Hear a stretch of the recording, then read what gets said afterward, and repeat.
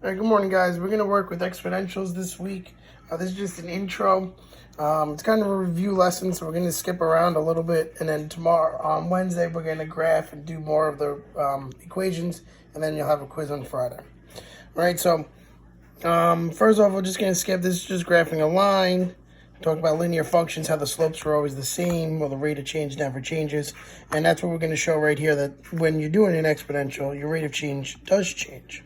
So for the first part, they tell you to evaluate when x is 2, 0, and -1 with this equation. So I'm just going to do 8 parentheses 2 to the, parentheses 2. Let's do it again. 8 parentheses 2 to the second power, and that gives me 32.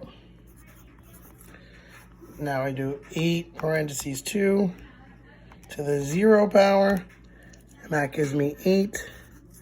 And then here I do 8 to the 8 parentheses 2 to the -1 power, and that gives me 4. All right. Now average rate of change, remember it's the change in y over change in x's. So here they want when x is -1 to 0, so these ones. So when x is -1, y is 4. When x is 0, y is 8. So I got -1 to 0. And I get -4 over -1, which is 4. The next one, they do from 0 to 2. So this one. So 0, we got 8. Minus 2 is 32. And then I do 0 to 2. So I don't know, 8 minus 32 is -24 over -2. So that's 12. So the whole purpose of that is just to show you that when you're doing an exponential, the average rate of change is not the same throughout the whole graph or throughout the whole thing. That it's constantly changing, whereas when you do a line, your average rate of change will be the same throughout the whole thing. Okay? So you can skip around and do the rest. So here's our equation. Y equals AB to the X. Okay? This is your Y-intercept. And this is your growth factor. And this is what you're going to have to work on for your quiz. You're going to have to be able to get equations, given a table, get the equation. All right, looking at an equation, talk about a little bit of the different things. So we'll work more on that later. But these are the two things you need. You need to get your y-intercept and you need to get your growth factor. All right, the next part about this, you can work on these things on yourself. Okay. Increasing versus decreasing. The thing will always increase when your b is bigger than 1. And it'll always decrease when your b is less than 1. All right?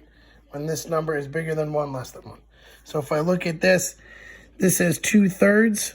All right, so that's less than 1. So first it says, tell what the y-intercept is. So my y-intercept is 8. I don't know why this came out ugly, but sorry. And now this is 2/3. So since my b is 2/3, this is decreasing. Okay, if you look here, y-intercept is 125. That says 1.5, so my b is 1.5, so this means it's increasing. All right. Let's see what else we got here. Now you can work all the way through for the rest of the stuff. Right, that was the major stuff on this. All right, and you're going to be asked, looking at this, is it increasing or decreasing? We'll talk on Wednesday about how to graph it and how to find the equation. All right, have a nice day. Remember to fill out your Google form. It is due tomorrow. Talk to you soon. Bye.